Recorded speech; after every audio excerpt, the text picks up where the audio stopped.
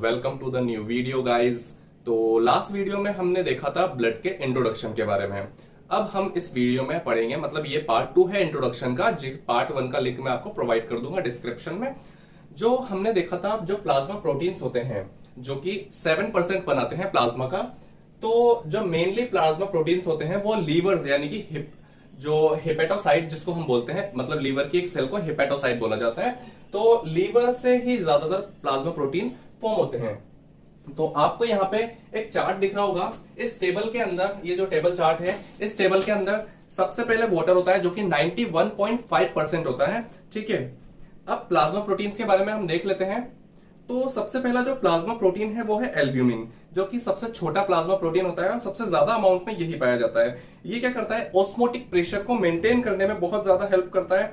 ठीक है, और ब्लड से कैपिलरीज में, मतलब कैपिलरीज से जो चीजें होती हैं, जो ब्लड के जितने भी कंपोनेंट्स होते हैं उनको जो कैपिलरी से ट्रांसपोर्ट कराने में एल्ब्यूमिन का बहुत ज्यादा रोल होता है। अगर मैंने लास्ट वीडियो में बताया था आपको, अगर एल्ब्यूमिन जो है एक मैग्नेट की तरह काम करता है, जो कि पूरे वाटर को जो है अट्रैक्ट, यानी कि जितना भी फ्लूइड होता है उसको अट्रैक्ट करने का काम करता है, यानी कि उसको बांध के रखने का काम करता है। ओके, अगर एल्ब्यूमिन की कमी हमारी बॉडी में हो जाएगी तो जितना भी वाटर और जितने भी फ्लूइड हैं वो ब्लड के अंदर नहीं बहेंगे और वो क्या होंगे, कैपिलरीज से लीक हो जाएंगे और उससे क्या हो जाएगा, एडेमा हो जाएगा। ठीक है, तो अब नेक्स्ट जो होता है ग्लोबुलिन। जो ग्लोबुलिन होता है ये लार्ज प्रोटीन्स होते हैं, सबसे ज्यादा बड़े प्रोटीन्स होते हैं ये प्लाज्मा के।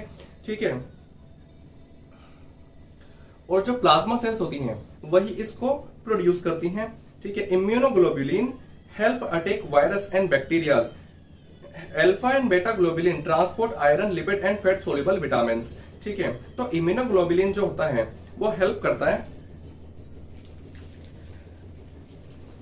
इम्यूनोग्लोबुलिन जो होता है ये हेल्प करता है वायरसेस और बैक्टीरिया पे अटैक करने के, यानी कि इसके नाम से ही पता लग रहा है हमें क्या है, ये इम्यूनोग्लोबुलिन यानी कि इम्यूनिटी प्रोवाइड करने के लिए। ठीक है, तो फर्स्ट जो है हमारा अल्फा है, सेकंड जो है बेटा है, अल्फा ग्लोबुलिन और बेटा ग्लोबुलिन।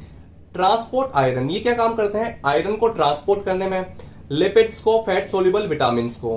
अब नेक्स्ट आया फाइब्रिनोजन, जो कि लार्ज प्रोटीन है, play essential role in blood clotting, जो कि ब्लड को क्लॉट करने में, जब कभी कभी हमारे चोट लग जाती है तो वहां से जो ब्लड लीक होता है, मतलब जो खून का बहाव होता है, तो उस खून को रोकने के लिए, अगर भाई हमारे क्लोटिंग नहीं होगी तो फिर पूरा खून ही बॉडी से निकल जाएगा बाहर। ठीक है, तो उसको रोकने में ये बहुत ज्यादा हेल्पफुल। इलेक्ट्रोलाइट्स में हम देख रहे हैं inorganic salts, positively charged ion जिनको हम कैटायन बोल रहे हैं, जैसे कि sodium, potassium, calcium, magnesium. Negatively charge ions हैं chlorine, HPO4, sulphate and HCO3, ये सब होते हैं। अब इनका काम क्या है, help maintain osmotic pressure and play essential role in cell function, यानी कि सेल को फंक्शन कराने में ये बहुत ज्यादा रोल प्ले कर रहे हैं और इनका रोल जो है ऑस्मोटिक प्रेशर को मेंटेन करने में भी होता है। न्यूट्रिएंट्स, अब न्यूट्रिएंट के बारे में तो हम सभी को पता होता है। न्यूट्रिएंट में आते हैं fatty acid, amino acid, glucose, glycerol, vitamin, mineral, जो कि हमारे ग्रोथ कराने में, बॉडी को फंक्शन कराने में, डेवलप कराने में बहुत ज्यादा रोल प्ले करते हैं। नेक्स्ट है गैसेज, जैसे कि ऑक्सीजन, जो कि सेल्यूलर फंक्शन के लिए बहुत ज्यादा हेल्पफुल होती है। Carbon dioxide involve in the regulation of blood pH, यानी कि ब्लड की पीएच को मेंटेन करने में कार्बन डाइऑक्साइड का रोल होता है। नाइट्रोजन नो नॉन फंक्शन, यानी कि नाइट्रोजन का फंक्शन अभी तक रिसर्च नहीं हो पाई है इस पे। रेगुलेटरी सब्सटेंस जैसे कि एंजाइम्स कैटालाइज केमिकल रिएक्शन, यानी कि जो एंजाइम्स होते हैं, ये जितने भी केमिकल रिएक्शंस होती हैं हमारी बॉडी के अंदर, उन सबको स्पीड अप कराने में, यानी कि उन रिएक्शंस को तेज स्पीड से करवाने में, जल्दी कराने में हेल्प करती हैं। नेक्स्ट है हॉर्मोन्स, जो कि मेटाबॉलिज्म, ग्रोथ एंड डेवलपमेंट में बहुत ज्यादा हेल्प रोल प्ले करते हैं। विटामिन होते हैं जो कि को फैक्टर है फॉर एंजाइमेटिक रिएक्शन, यानी कि एंजाइमेटिक रिएक्शन जो होती है स्पीड अप कराने में कौन कर रहा है काम, एंजाइम कर रहे हैं, उनके अंदर विटामिन का भी बहुत इंपॉर्टेंट रोल होता है। ये सारी चीजें हम डिटेल में आगे पढ़ेंगे, ये सब बस टेबल है में urea, uric acid, creatine, creatinine, bilirubin, ammonia आते हैं। अब इन सब चीजों के फंक्शंस क्या क्या होते हैं।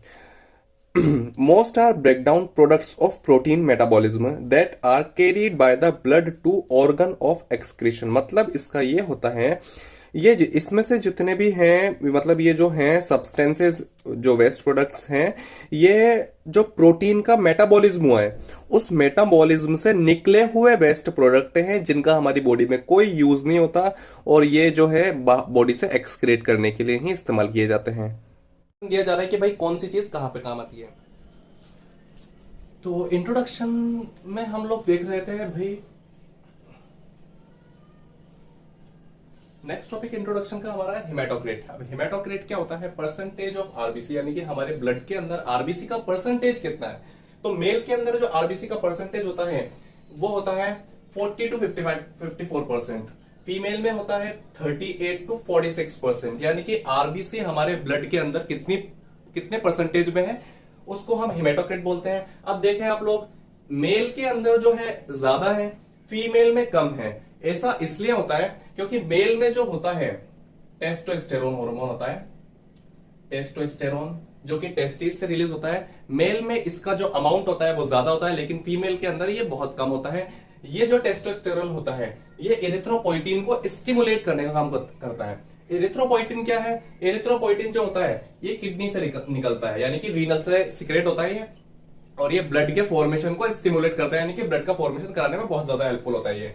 ठीक है, तो टेस्टोस्टेरोन क्या कर रहा है? इरिथ्रोपोइटिन को स्टिमुलेट कर रहा है ज्यादा सिक्रेट हो, ताकि इरिथ्रोपोइटिन, और जितना ज्यादा इरिथ्रोपोइटिन सिक्रेट होगा उतना ज्यादा आरबीसी का फॉर्मेशन होगा।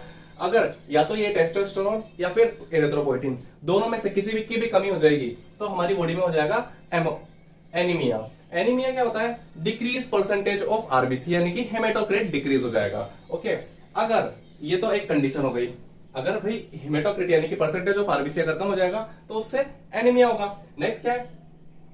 अगर हिमेटोक्रेट बढ़ जाएगा यानी कि परसेंटेज ऑफ आरबीसी हमारी बॉडी के अंदर बढ़ जाएगा तो उससे क्या होगा?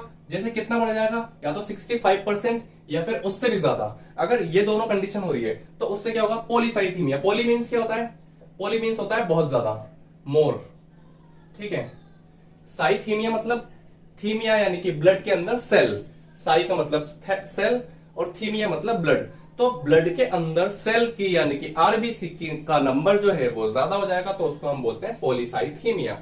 तो पॉलीसाइथीमिया यानी कि जैसे मान लो किसी भी खीर के अंदर अगर हमने दूध कम डाला और चावल ज्यादा डाल दिया, और जितने भी सब्सटेंस जो डलते हैं खीर के अंदर जैसे आलमंड्स, कैश्यू वगैरह ये सब डलते हैं, अगर इनको ज्यादा डाला और क्या होगा?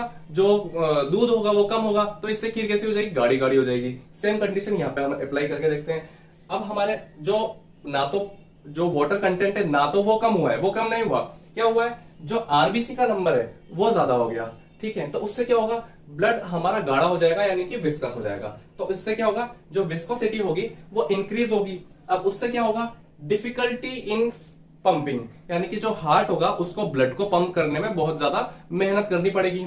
इससे क्या होगा? पूरी तरीके से ब्लड जितना पंप होना चाहिए उस अमाउंट में पंप नहीं होगा, जिसकी वजह से कार्डियक आउटपुट। कार्डियक आउटपुट क्या होता है? जो ये हार्ट है इससे जितना भी ब्लड निकलता है एओर्टा से उसको हम कार्डियक आउटपुट बोलते हैं 1 मिनट में। ठीक है, तो कार्डियक आउटपुट जो होगा वो यानी कि हार्ट जो होगा कम ब्लड को पंप करेगा, जिससे जितने भी ऑर्गन्स हो गए उनको कम ब्लड सप्लाई होगा, और कम ब्लड सप्लाई होगा तो ऑर्गन के पास न्यूट्रिएंट और ऑक्सीजन सफिशिएंट अमाउंट में नहीं पहुंचेंगे। अब जब उनके पास ये सब चीजें यानी कि ऑक्सीजन और जो न्यूट्रिएंट है वो नहीं पहुंच पाएंगे तो उससे क्या होगा? वो ऑर्गन काम नहीं करेगा और वो ऑर्गन फेल होने की कंडीशन हो जाएगी, जिसको हम बोलते हैं स्ट्रोक। यहाँ पर हमारा इंट्रोडक्टरी पार्ट खत्म। आपको मेरा कंटेंट समझ में आया है? अगर मैंने जो एक्सप्लेन किया है वो आपको अच्छे से समझ में आया है तो ही लाइक करना, तो ही सब्सक्राइब करना, नहीं तो मत करना।